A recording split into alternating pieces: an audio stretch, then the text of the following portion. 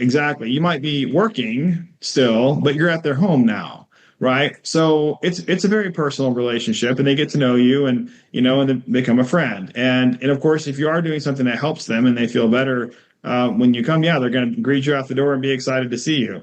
I tell people all the time is, when they start treating people in the pain program, they'll start showing up at people's houses, and those people will be out in the yard or walking around, and when they Yep. couldn't before, Yep. and so they'll come greet you in the yard, greet you at the car or something like that. So it's really exciting to see it working and happening. But one of the things that we noticed for years is that all these patients who wanted to do the program previously, the pain program, specifically, they wanted to do all this stuff, and they couldn't actually get to the office. They didn't have rides. And if you've been in pain for a long period of time, in a lot of states, you lose your driving privileges, right? So, the doctors have to report things, and you start, one of my favorite stories is from a lady who she's about the same age. She's in her mid to late 70s, and had chronic neuropathy, and was able to recover from the neuropathy pain. And then about 4 or 5 months later, she showed up to show everyone her brand new driver's license. She hadn't driven Uh, in 15, that's like 10 or 15 years since she had driven at all.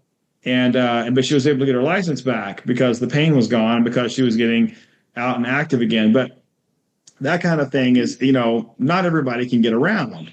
And because people can't get around, they don't have a way to get to an office the same way everyone else does. So I think a lot of people just forget that. They forget that there are, hundreds, maybe even thousands of patients, in the region where they live who are largely, non-ambulatory, non-mobile. They can't really go places.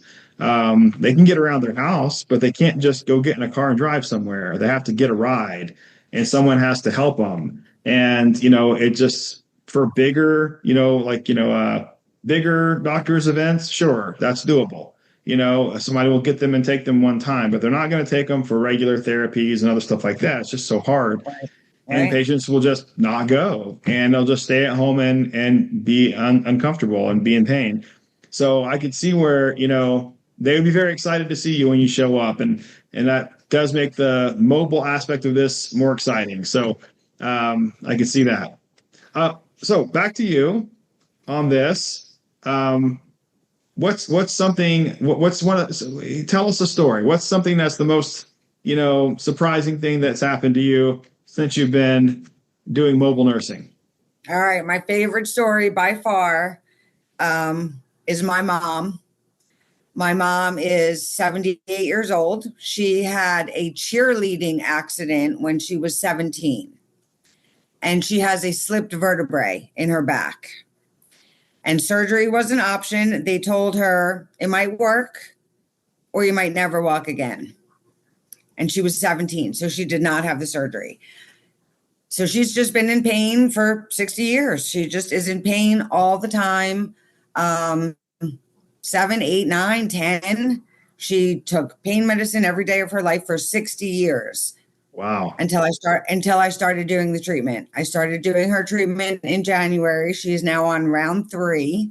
And she has not taken a Tylenol, Advil, Aleve, nothing since January.